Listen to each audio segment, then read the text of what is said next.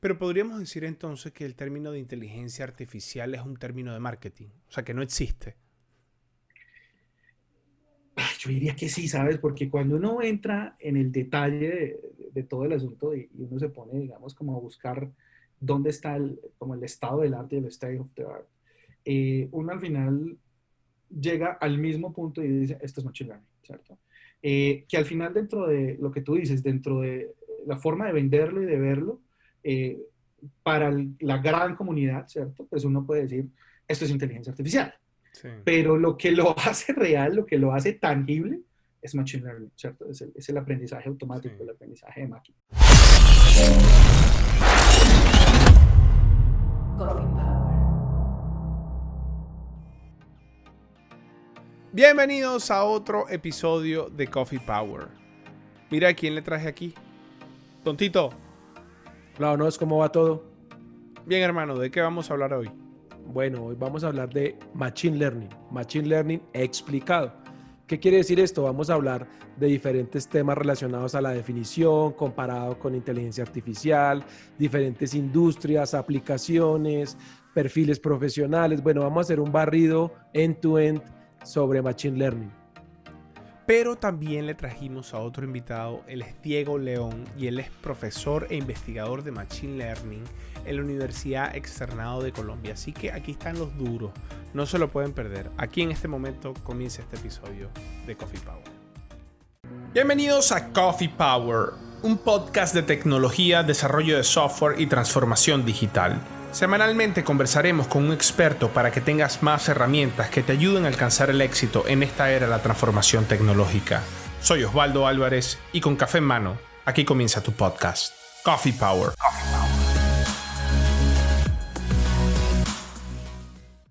Hola Diego, bienvenido a Coffee Power. Hola vos, ¿cómo vas? Muchas gracias por la invitación. Bien, hermano, encantado. Bueno, muchas gracias. Don Tito, Hola, ¿qué hola hubo? Diego, ¿cómo están? ¿Cómo va todo? Hola Tito, ¿cómo va ¿Qué todo? tal, Diego? Bien, gracias.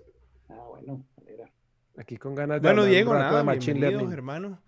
Bienvenido y bienvenido, porque yo les voy a confesar que yo me siento un poquito intimidado aquí entre ustedes dos, hablando de Machine Learning, cuando, bueno, Diego es profesor e investigador de la universidad de este tema y Tito lo vive día a día. Así que, bueno, hermano, pero no importa. Y yo voy a hacer aquí el papel del que no conoce mucho o no se mete mucho en el tema, pero les confieso que también sé lo mío. Y arranco, Diego, preguntándote, ¿qué es Machine Learning? Bueno, ¿qué es machine learning? Hay un montón de definiciones, ¿no? A mí hay un par que me gustan. Una es, el machine learning es, digamos, entregarle conocimiento, ¿cierto? A una máquina, ¿cierto? Llámese un programa de computador, siendo un poco más específicos, eh, y permitirle aprender, ¿cierto? Permitirle adquirir ese conocimiento a través de ejemplos, ¿cierto? ¿Cuáles son esos ejemplos? Si yo necesito, por ejemplo, reconocer o diferenciar entre perros y gatos, ¿no? Ese es como uno de los casos clásicos por ahí cuando uno está aprendiendo Machine Learning a clasificar imágenes. Entonces, los ejemplos son las imágenes eh, de perros y gatos, por ejemplo. O si ya necesito solucionar problemas más elaborados en este, digamos, como en esta misma vía, si yo quisiera, por ejemplo, entrenar una máquina para que aprenda a detectar señales de tránsito, entonces, pues, tengo que enseñarle o darle muchos ejemplos, además, millones de ejemplos, ¿cierto? Para que lo aprenda bien. Entonces ahí viene todo el tema de la data, para que aprenda muy bien a diferenciar entre señales de tránsito, por ejemplo, eh, y así hay una serie de problemas a resolver, pero en general es aprender a identificar reglas, ¿cierto? Inmersas en los datos, ¿cierto? Y aprender a través de ejemplos. Tito, veo que te estás hablando, o sea, estás loquito por decir lo que tu versión de Machine Learning. No, Hermano, y como Diego dice, hay muchas definiciones, pero digamos, yo me voy a un tema más simple que es la necesidad de aprendizaje del ser humano, ¿sí? Y y cómo el ser humano durante toda su historia, ahorita estoy leyendo un libro que me recomendó un amigo golfista que se llama Homo Deus, se llama el libro, de cómo el hombre quiere pasar de Homo sapiens a Homo Deus, a dioses, de hombres a dioses. Eh, y la necesidad del ser humano siempre ha sido esa, o sea, cómo hago mejor las cosas, en este caso, cómo aprendo mejor, cómo aprendo más rápido, cómo veo cosas que no puedo ver.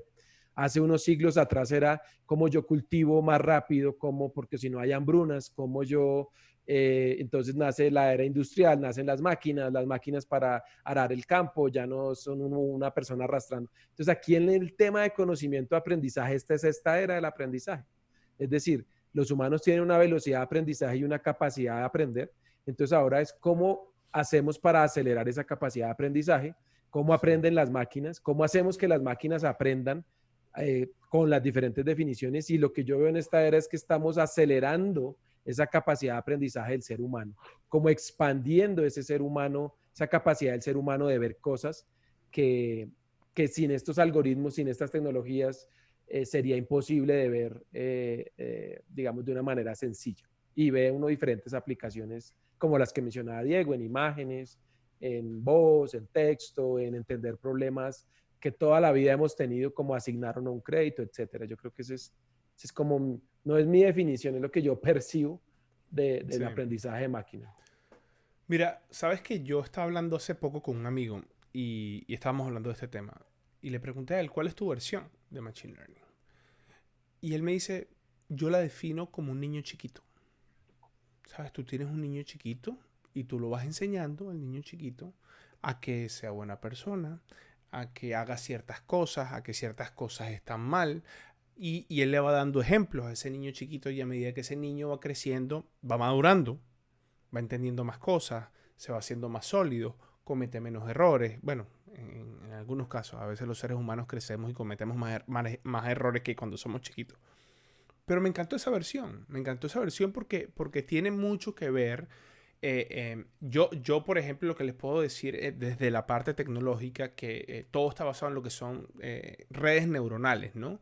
Y a medida que la información y los ejemplos van entrando a estos software y a estos frameworks que existen de Machine Learning, está, por ejemplo, TensorFlow, que es uno de los frameworks más populares, pero existen muchísimos. O sea, ya los clouds como tal tienen sus propios frameworks y sus propias implementaciones, pero siempre están basados como básicamente en estas implementaciones de redes neuronales.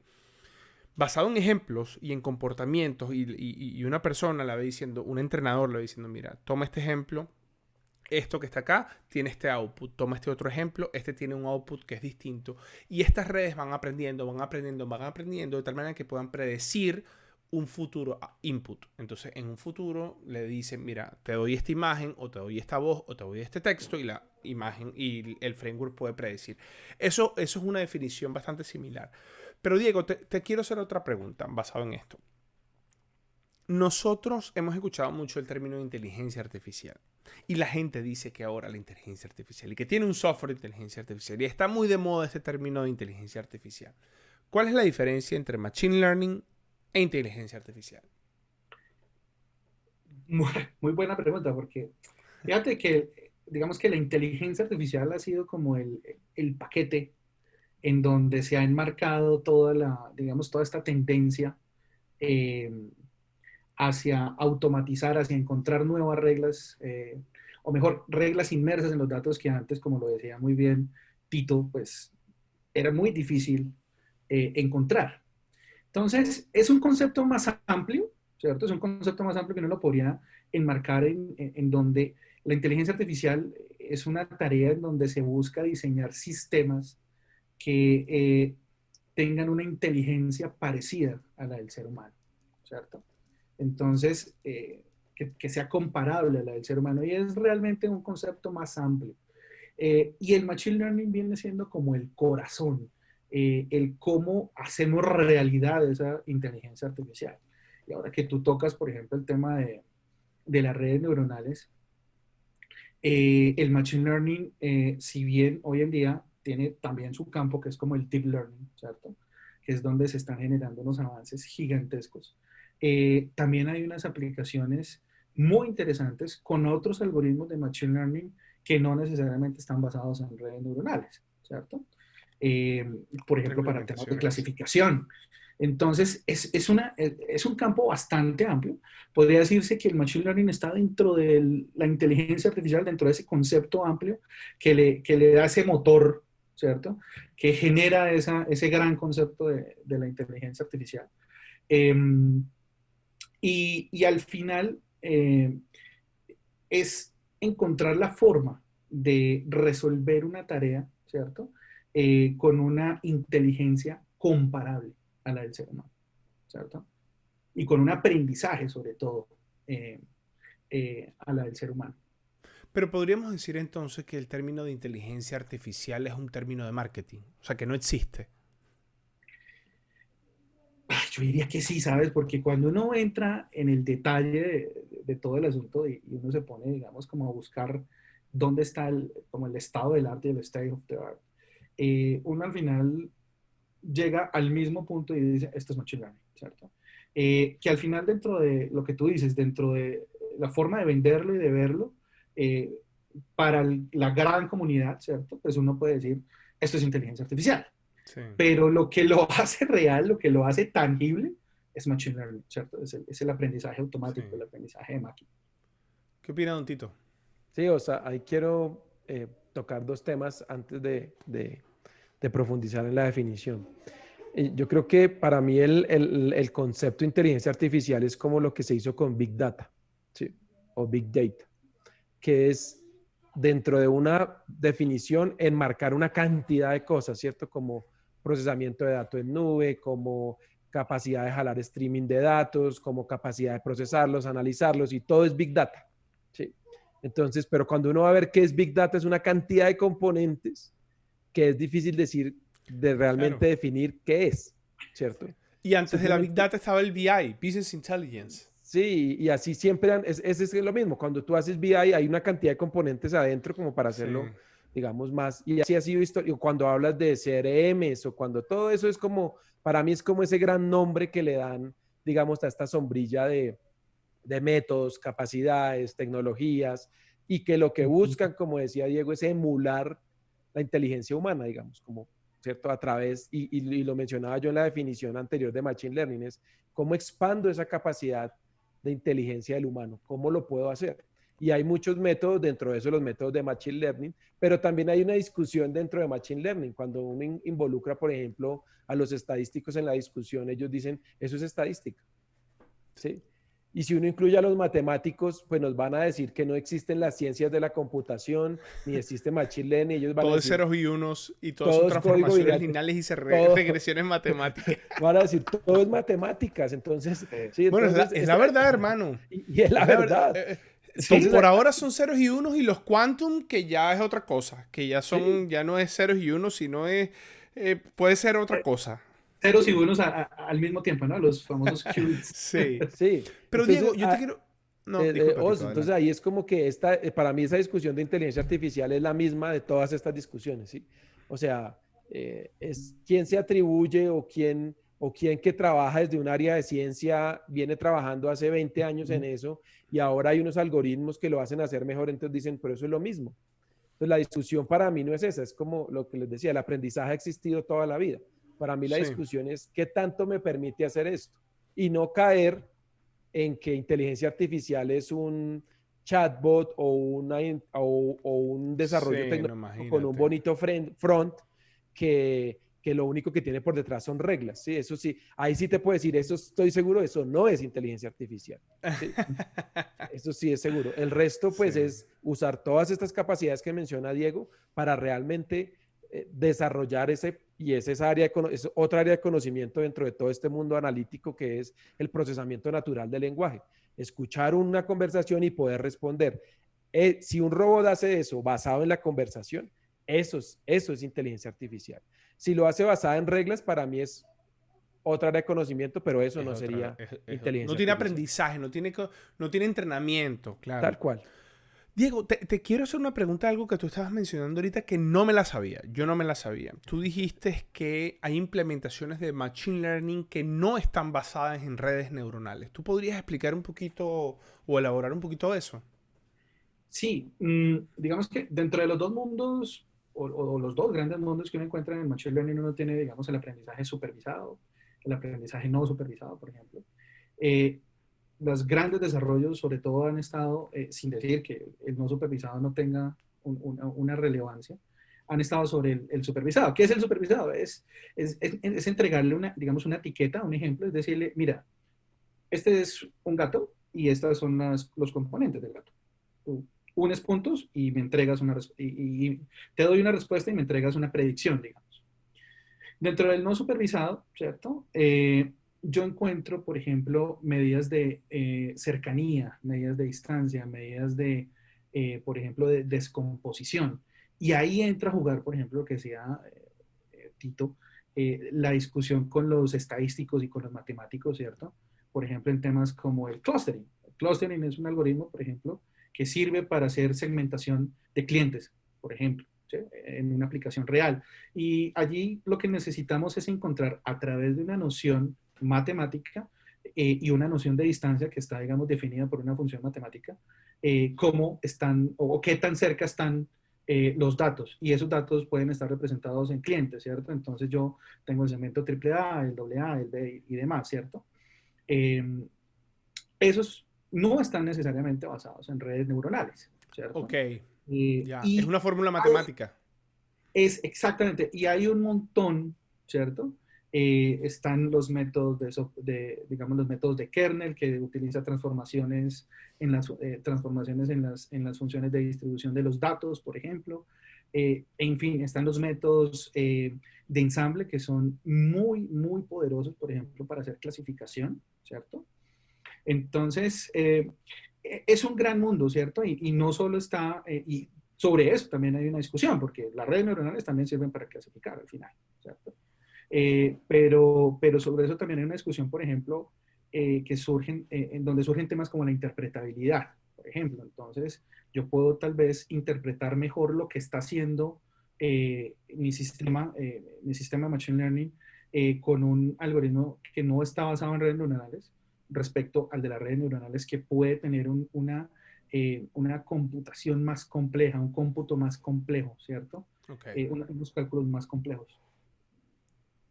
Tito, te doy la palabra, que Vale, sé que no, tiene sí, varias preguntitas y ahí. ya hemos hablado, digamos, como de los métodos, algunas definiciones básicas. Em, ¿qué dominios de aplicación ves que tienen Machine Learning o has tenido contacto con esos dominios de aplicación, industrias? ¿En dónde lo has visto así como con mayor fortaleza? Pues es que, digamos, a lo largo de todas las industrias, yo creo que hay formas de solucionar problemas con Machine Learning, ¿cierto? Entonces, por ejemplo, ahora que estamos con el tema de los carros autónomos, ¿cierto? Allí está el problema de Computer Vision, ¿cierto? Entonces, la visión por computadora. Entonces, tú necesitas que un auto se pueda conducir autónomamente, ¿cierto? Un automóvil se puede conducir autónomamente. Para eso necesitas cámaras que estén potenciadas con algoritmos de inteligencia artificial o de machine learning específicamente, basados en redes neuronales que en ese caso son muy buenas, las redes convolucionales para procesar imágenes, ¿cierto? Esto es tal vez un poquito técnico, pero ahí está, por ejemplo, y Tesla, que es uno de los grandes referentes en ese caso. Google, por ejemplo, lo está usando. Cada vez que nosotros damos clic en Netflix, Netflix está guardando esa preferencia o ese clic allí para ir generando un sistema de recomendación, ¿cierto? Y además identificar y predecir nuestros gustos y decir, esta es la serie que tú quieres ver o la película que tú quieres ver, y además en conjunto va identificando tendencias, va haciendo predicción de tendencias, y así, por ejemplo, va diseñando sus propias series o va implementando nuevas series eh, o nuevas películas en su plataforma de streaming. Por ejemplo, en el tema de Twitter, por ejemplo, también ese es otro campo, que es el procesamiento del lenguaje natural, ¿cierto? Entonces allí lo que se escribe en Twitter, yo puedo extraerlo, hacer un análisis y extraer, por ejemplo, sentimientos sobre lo que determinado personaje puede expresar en Twitter, interpretarlo, ¿cierto? y tomar decisiones con ello, ¿cierto? Entonces, hemos visto, por ejemplo, el presidente de los Estados Unidos cuando tuitea ciertas cosas, mueve el mundo con ciertas cosas, por ejemplo, el petróleo, el dólar, el comercio internacional y demás, ¿cierto? Entonces eso va generando, digamos, unas aplicaciones que van siendo tangibles. En medicina, por ejemplo, en medicina es genial, o sea, lo que se está haciendo es magnífico, por ejemplo, en la identificación de patrones que lleven a predecir, por ejemplo, cáncer, que es, digamos, como en donde más se ha venido aplicando, y en general patologías, ¿no? En general patologías a través, por ejemplo, de procesamiento de imágenes o de capo de información que viene de pacientes y que se pueda identificar o predecir, ¿cierto? Si un determinado sector o una persona puede llegar a tener o tiene o no, con una mayor precisión y con una mayor antelación a la que la podría hacer un médico experto, ¿cierto? Perfecto, Diego. Y bueno, hablamos de los métodos, de la teoría al principio un poquito, hablamos de las empresas, hablamos de algunas aplicaciones. Dentro de esas aplicaciones te iba a hacer una siguiente pregunta porque pues hablaste mucho de empresas de mucha innovación, ¿no? Tesla, Twitter. Te iba a preguntar de sectores más clásicos, pero tocaste la medicina, que es el ejemplo perfecto, digamos, de la necesidad de aprendizaje del ser humano que venimos de cortar piernas con serrucho pues, en el libro este que estoy leyendo, tocan de hecho la medicina, a tener una pandemia por 100 años como fue la peste negra y ahora tener una pandemia por 2, 3 o 4 o 5 años, pues se nota esa evolución y esa evolución, y lo dijiste muy bien, una de las mayores aplicaciones es en medicina y es esa búsqueda de solucionar problemas del ser humano, ¿sí? Pero quiero tocarte ahora otro tema, o sea, ¿qué tipos de profesionales o qué necesitan los profesionales para trabajar? ¿Qué tipos de profesionales se necesitan y qué necesitan esos profesionales para trabajar con Machine Learning en todos estos diferentes sectores que mencionas? ¿Tú qué opinas al respecto? Bueno, digamos que lo primero, y yo siempre, tal vez mi curiosidad siempre me ha llevado a ir al fondo del asunto, ¿cierto? Todas estas técnicas de Machine Learning y demás, y como tú muy bien lo anotaste, Tito, están basadas en matemáticas, estadística, probabilidad, ¿cierto? Entonces, uno diría que desde la formación técnica, básicamente alguien debería ser muy bueno en modelación matemática, ¿cierto? Funciones, álgebra lineal, funciones matemáticas, álgebra lineal, ¿cierto? Saber identificar el argumento máximo de una función y demás. También estadística bayesiana, ¿cierto? En fin, todas las, digamos, el mundo de la estadística y la teoría de la probabilidad inferencial y demás, estadística inferencial y demás que se necesita. También aprender a programar, eso es clave, ¿no? Eso sí es clave. Y aprender a ponerlo en una... Matemáticos que sepan programar, ¿qué es eso?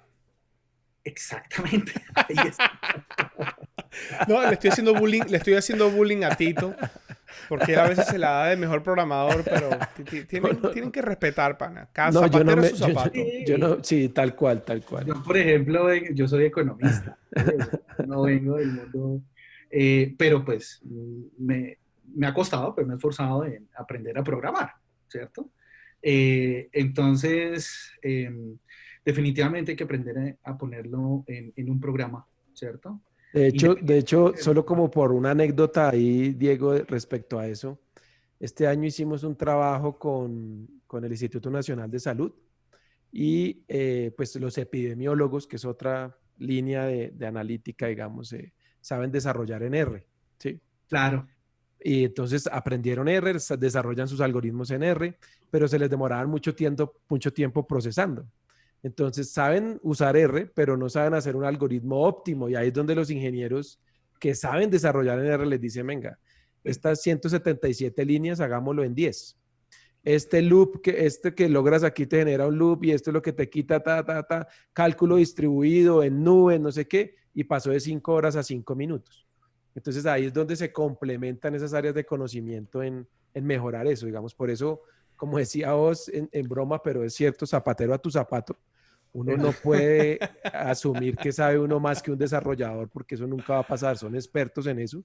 Y por eso, y ahorita vamos a hablar de ese tema también, hay ingenieros de Machine Learning. También. Sí, Claro. porque no es el que construye, pero sí es el que optimiza algoritmos, pero no me Sí. voy a saltar ahí. Pero bueno, no, qué pena, Diego, ahí te No, interrumpía, pero no. quería dar ese Y ejemplo. bienvenido, y de verdad que diste en el punto porque sí, realmente no, los developers son los developers, no hay nada que hacer. Entonces, eso desde el punto de vista técnico, pero también hay que entender el problema, ¿cierto? También hay que, si tú estás, como lo hablamos desde el punto de vista de la medicina, pues tú debes saber eh, qué, digamos, qué es una proteína, qué, de anatomía por lo menos, ¿cierto? Entender la lógica del problema, ¿cierto? En el caso de la medicina y en general en cualquier industria, la lógica de negocio, ¿cierto? Para que lo puedas comunicar, porque tú diseñas un muy buen sistema, lo entrenas, dices, no, esto tiene muy buenos resultados, esto está muy bien, tiene un buen accuracy o tiene lo que sea, un buen nivel de predicción, lo que sea, pero también hay que saberlo comunicar, porque el dueño del proceso o el dueño del negocio, digamos, me va a decir, bueno, ¿y cómo sé que eso es bueno? ¿Y cómo lo pasamos a producción? En fin, esas cosas hay que saberlas comunicar, hay que saberlas, ¿y cómo lo hace? ¿Cierto? Porque esto es una caja negra, como yo lo veo, nos Claro. pueden decir. No necesariamente, entonces uno dice, uno a veces se ofende y dice, no, esto no es una caja negra, yo te puedo explicar, pero a veces explicarlo es lo difícil. Y yo creo que teniendo esta buena fundamentación técnica en ciencias básicas, en programación y sobre todo también entender la lógica del negocio y poderlo comunicar, yo creo que son las condiciones básicas para poder trabajar en este Sí. campo. Ahora, me quiero quedar en esta parte de los roles, pero me quiero ir a jugar un poquito futurología.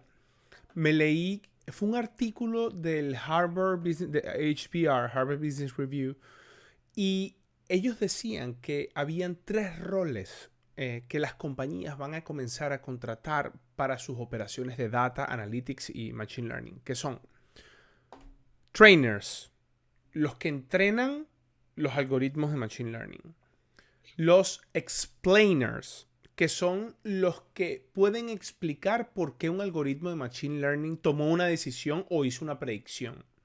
Y están los otros que son los sustainers, que son los que de alguna manera van a velar porque los algoritmos y las herramientas de machine learning se comporten de una manera ética y que no tengan ese bias, que yo sé que existe un término, Tito me corregirá, el bias cuando el algoritmo tiene un bias o un sesgo, ¿no? Un sesgo, que si quieren pueden profundizar en todo esto. ¿Qué opinas tú de estos roles o crees que hay algún tipo de rol adicional que pueda existir? Uh, Tito, era para ti. No, Diego. Era para ti, Diego, pero Tito también puede complementar porque yo sé que los dos Listo. saben bastante de esto. Yo aquí No, no, nada más no. estoy No, leyendo fíjate que sí, fíjate lo que que dice sí. el libro. Fíjate que uno podría ver como, más que futurología, es como ver hacia dónde se dirige las necesidades, ¿cierto? Porque tú puedes diseñar un muy buen algoritmo, ¿cierto? Lo hace bien, técnicamente está bien diseñado, predice súper bien, clasifica muy bien, ¿cierto? Pero, ¿y cómo lo hace? ¿Cómo lo interpretamos? ¿Cierto? Entonces, yo puedo asignar un crédito y cuál fue la variable de decisión que más pesó en esa asignación, por ejemplo, ¿cierto? Además, los sesgos, ese es un tema muy importante y de frontera. Allí surge, dentro de, también del Machine Learning, surge una rama que se llama como el Fairness Machine Learning, que estudia cómo eliminar esos sesgos, ¿cierto? Que uno llama en Sí. inglés el bias del sistema, ¿cierto? Eh, y pasa porque genera unos problemas muy, diría uno, eh, que pueden llegar a tocar o herir sensibilidades. En Estados Unidos, por ejemplo, pasó con una gran empresa tecnológica que se asoció con un banco, además con un gran banco, ¿cierto? Para lanzar una tarjeta de crédito, ¿cierto? Y resulta que esas tarjetas de crédito estaban asignando cupos con un menor valor a mujeres, ¿cierto? Entonces allí se identificó un gender bias, ¿cierto? Y se le preguntó tanto al banco como a la empresa y les digo, no, pues es que realmente no tuvimos en cuenta el género para la asignación de los cupos, ¿no? Entonces allí ya surgió un problema porque al final somos humanos diseñando estos sistemas, ¿no?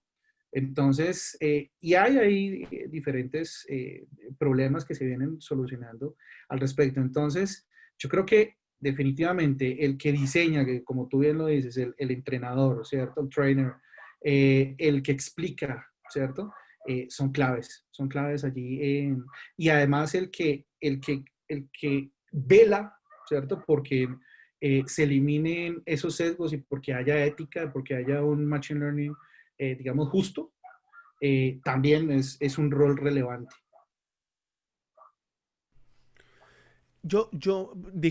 Disculpa, Tito, Os- hago esta os- preguntita. Dale, No, dale, dale. ¿vas a complementar? ¿Vas a Sí, sí, complementar? sí. Sí, no, Ok, es que perfecto, adelante. ese punto es bastante relevante y ahí entran otros temas, además de eliminación del sesgo, el tema ético, el manejo de la información y demás.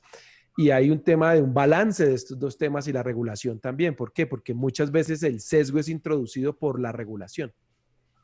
¿Sí?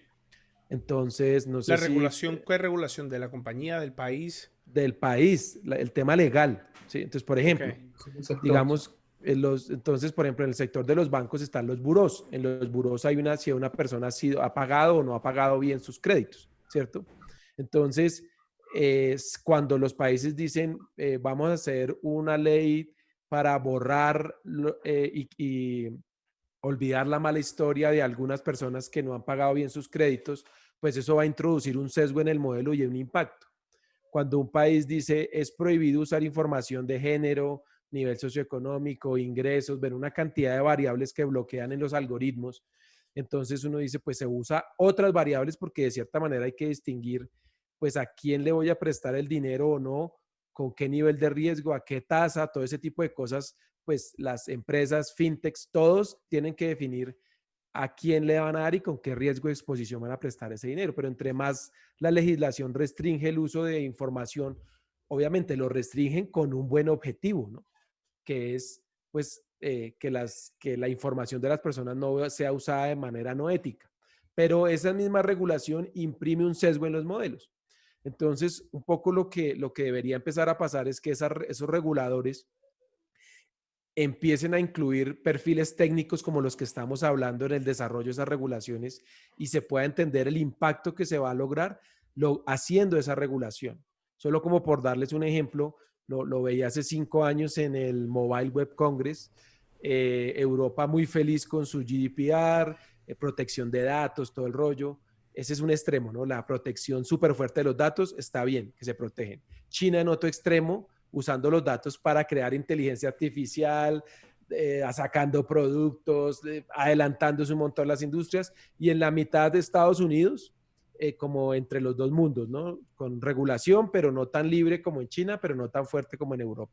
5 años después volví al Mobile World Congress y las empresas en Europa ya quejándose, es que no dejan hacer nada con los datos. Entonces estamos perdiendo competitividad. Entonces, claro. ¿hasta qué punto? Y yo estoy de acuerdo con eso, la protección de datos, la regulación, la ética, todo esto es importante, pero debe ser un balance entre poder permitir avanzar en el uso de esa información para pues, tener desarrollos de punta en inteligencia artificial en los diferentes países y la restricción de hasta dónde yo puedo usar los datos de las personas. Esa es una discusión Claro. que daría para otro capítulo con un abogado aquí, pero, No pero, estará mal la pero idea. sí, No no está mal la está idea. temas de regulación del uso de Sí. datos. Pero o sea, el sesgo técnico, que es el que veníamos hablando, pero también hay sesgo introducido por las condiciones regulatorias de los diferentes países.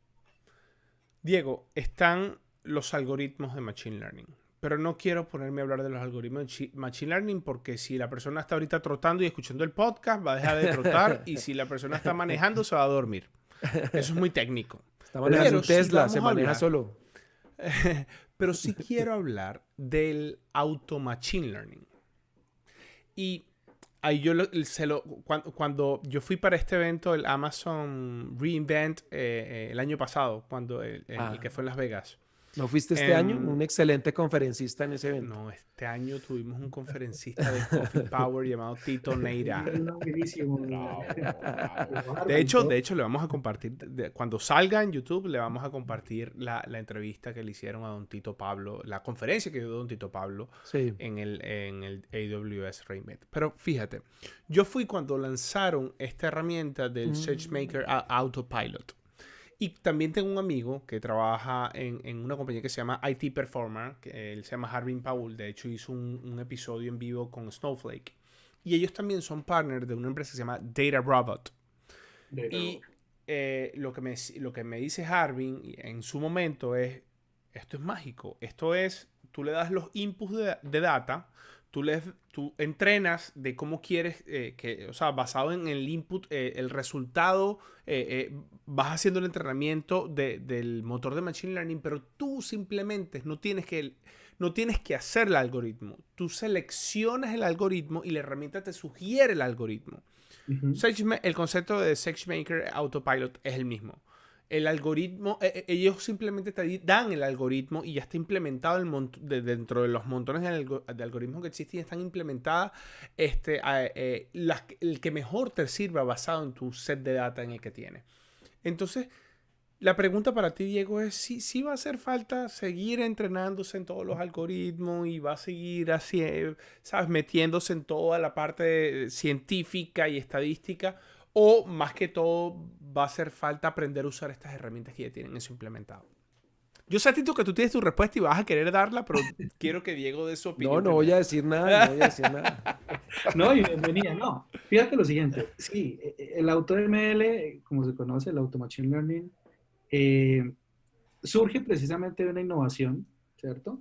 De estar metido en el detalle y en cómo mejorar esos algoritmos, y sobre todo en cómo mejorar o en cómo entregar una mejor o más fácil o una interfaz de usuario más manejable, ¿cierto? En donde tú simplemente pones digamos, tus features, tus características y tus labels, tus etiquetas, digamos. Es más, metes tus datos y él te devuelve el mejor modelo y con los mejores parámetros, ¿cierto? Eso es muy útil para, digamos, llevarse un view muy rápido de una solución a un problema, ¿cierto? Puede ser, digamos, cualquier persona que no venga, digamos, desde del mundo técnico, lo puede utilizar sin problema, pero yo sí creo que es importante entender lo que hay detrás, ¿cierto? Entender, por ejemplo, que el AutoML tiene por detrás unas técnicas de optimización heurística, ¿cierto? Al final son matemáticas, en general algoritmos genéticos, que toman todos estos algoritmos que hay disponibles en los montones de librería, llámese H2O, por ejemplo, llámese Scikit-learn, está Teapot, que utiliza todos los algoritmos de Scikit-learn de Python, por ejemplo, ¿cierto? Entonces, yo sí creo que es importante. Claro, tú puedes utilizar el AutoML y sacar muy rápidamente conclusiones, ¿cierto? Pero con esa sola herramienta va a ser muy difícil tener una decisión, yo diría, concluyente para un problema de negocio. Yo sí creo que hay que entender lo que hay detrás, ¿cierto? Y si al final te digo, no, es este modelo y son estos hiperparámetros. Ok, bueno, si ya esta herramienta que está automatizada, que la hicieron ingenieros y científicos que se han dedicado toda su vida a esto, pues debe ser muy buena, pero vamos a ver qué hay detrás, ¿cierto? Entonces, ¿será que yo puedo comparar con un benchmark? ¿Será que puedo comparar con otro modelo? Y ver, por ejemplo, la robustez hacia mis datos, hacia mi problema de negocio, ¿cierto? La robustez es decir, que si yo le entrego una nueva data dentro de un mismo problema de negocio, genera un mismo performance, ¿cierto? Pues yo sí creo que hay que entender el detalle. A mí sí me parece que hay que entender el detalle de lo que hay detrás. No está de más utilizarla y claro, se debe utilizar, pero más como por un view inicial. Buenísimo. Sí, Os, ¿Tito? yo creo, y tú sabes muy bien mi posición frente a eso, yo creo que son herramientas muy valiosas para que los expertos optimicen más la forma de hacer su trabajo. Sí. Entonces, definitivamente un experto te va a producir mucho más con este tipo de herramientas de apoyo a que sea una persona que solo oprime botones y expulsa un resultado. ¿Sí? Entonces, el experto con las herramientas correctas va a producir mucho más. Y pues, como mencionaba Diego, hay infinidad de herramientas en el mercado que pueden apoyar a eso. Tampoco hay que desconocer, porque cuando uno desconoce que su trabajo no se puede automatizar, ya está perdido, porque no sabemos esto hasta dónde hay que evolucionar. Entonces hay literatura ya disponible en donde explican, digamos, que muchas veces la labor del data scientist va a ser una labor consultiva, es decir, aterrizar el problema, de pronto discernir los mejores métodos y ya las máquinas solucionarán el tema. ¿Sí? Y vuelvo a mi ejemplo de agricultura. Agricultores hay y eso han automatizado todo lo que quieran, con tractores, con máquinas, con drones, con semillas genéticas, con todo ese tipo de... Pero siguen existiendo los agricultores, las personas que cultivan, ¿sí? Han cambiado, sí. Si uno se quedó cultivando con la yunta de bueyes, pues ya no existe. Sí. Lo mismo va a pasar en esto, obviamente haciendo un poco de futurología, ¿no? Con los elementos Claro. actuales yo no lo veo, pero siendo, digamos, más racionales, uno dice, puede pasar y que no nos pase como el que aró con la yunta de bueyes y nos quedamos fuera de foco. Y ahí quiero conectar la siguiente y última pregunta, Diego. ¿Cómo ves? O sea, ya hablamos de las empresas, hablamos de los profesionales, de los riesgos, de auto machine learning, de los métodos. Y básicamente son dos preguntas en una. Uno, ¿cómo es el flujo de profesionales en el mundo para este tipo de cosas? ¿Cierto? Y yo creo que ese lo vas a atar de una vez. ¿Cómo ves el sector los sectores educativos formales? Buena No hablemos pregunta. de los cursos online y demás, sino las universidades formales o cursos como el Data Science for All, que son 12 semanas y honestamente pues es muy bueno, pero no creo que se forme un data scientist de ceros en 12 semanas, sino cómo está la oferta de profesionales y cómo están las universidades preparadas para o no para la formación de ese tipo de profesionales. ¿Tú cómo lo ves desde tu punto de vista? Pues bueno, alrededor del mundo yo creo que hay una necesidad eh, muy grande de personas que conozcan de estos temas, ¿cierto? Y que se formen eh, en este campo, ¿cierto? Digamos, más allá del análisis de datos, sobre todo desde el punto de vista de aprender, ¿cierto? Cómo encontrar esas reglas inmersas en los datos, ¿cierto? Eh, Estaba leyendo por ahí un artículo que en Latinoamérica hay un déficit para los próximos 10 años de alrededor de 200.000 personas en estas áreas, ¿cierto? Wow. Y ahí hay una oportunidad grandísima. De hecho, Colombia, eh, para hablar de nuestro país, no está tan mal en la formación.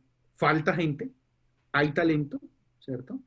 Pero yo creo que le falta infraestructura.